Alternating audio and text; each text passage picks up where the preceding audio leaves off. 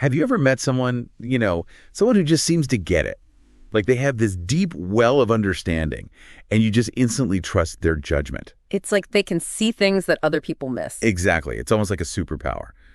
And that's exactly what we're going to dive into today. What makes someone seem wise? Exactly. And get this, we're not just speculating.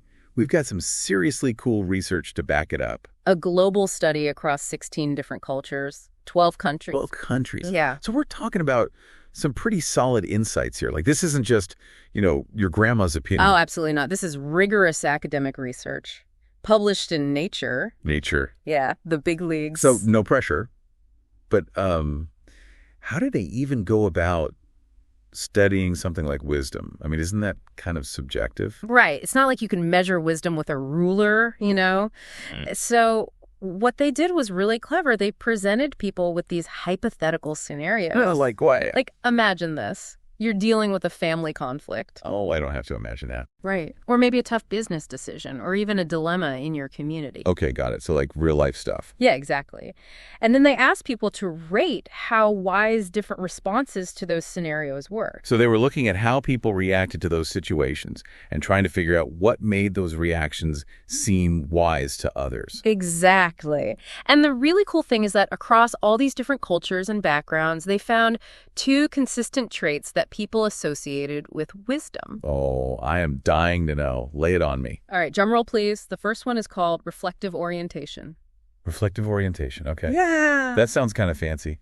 Break it down for me. So basically, it's about thinking before you act. So not just jumping into things head first. Exactly. It's about being able to step back from a situation, analyze it from different angles, consider all the possible consequences. Weigh the options. Weigh the options, use logic, draw on your past experiences. Okay, so it's like that old saying, measure twice, cut once. Yes. It's about being thoughtful and deliberate instead of impulsive and reactive. Makes sense. I can definitely see how that would be seen as wise. What's the second trait?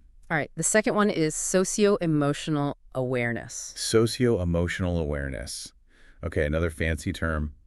But I think I might already get this one. You probably do. It's all about understanding people. Like being able to read a room. Yes. It's about being attuned to other people's emotions, being able to empathize with their perspectives. Understanding their motivations, even if you don't agree with them. Exactly. It's about navigating social situations with grace and sensitivity. Like, imagine someone who can just walk into a tense argument and with a few words completely diffuse the situation. Or someone who knows exactly the right thing to say to comfort a friend who's going through a tough time. Exactly. They just get it, That's so cool. So these two traits, reflective orientation and socio-emotional awareness, those are the magic ingredients. That's what makes someone seem wise, no matter where they're from. That's what the research suggests. Pretty amazing, right? It is pretty amazing. But I got to ask, you said this study spans 16 different cultures. Surely there were some differences, right? I mean, wouldn't a wise person in, say, Tokyo look different from a wise person in Rio de Janeiro? You'd think so, wouldn't you? But the core values, they were remarkably consistent across all these different cultures. So even though the way wisdom is expressed might differ, those two fundamental qualities are valued everywhere. Exactly. But of course, there were some really interesting cultural nuances.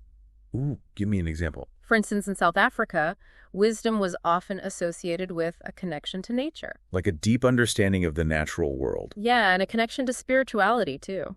So it's not just about being smart or having good judgment. It's about being in tune with something bigger than yourself. Precisely. It's like drawing wisdom from the earth, the cosmos, or whatever higher power you connect with.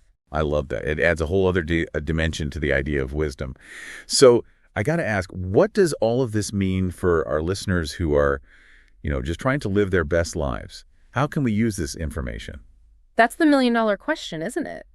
I think the first thing is just to be aware of these qualities, to understand that they're universally valued, because that can help us become better communicators. Because we can approach conversations with more understanding and empathy. Exactly. If you know that the person you're talking to, whether it's your boss, your partner, or your neighbor, values reflection and empathy, then you're more likely to communicate in a way that resonates with them. So next time I'm about to send that angry email, maybe I should take a deep breath and think about where the other person is coming from. Exactly. And it's not just about avoiding conflict.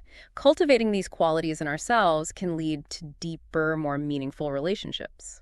Because when we show up with empathy and thoughtfulness, We create a space for real connection. Precisely. And think about it.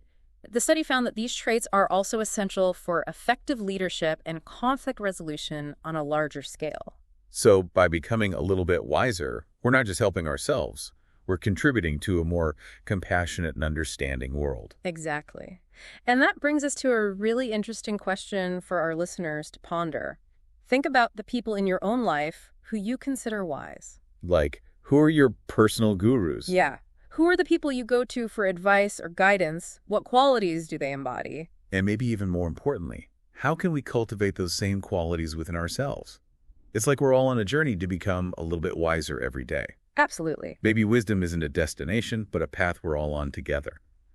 Thanks for joining us on this deep dive. It's been a pleasure. And until next time, stay curious and keep seeking wisdom. And remember, take a moment to reflect. And be kind to each other.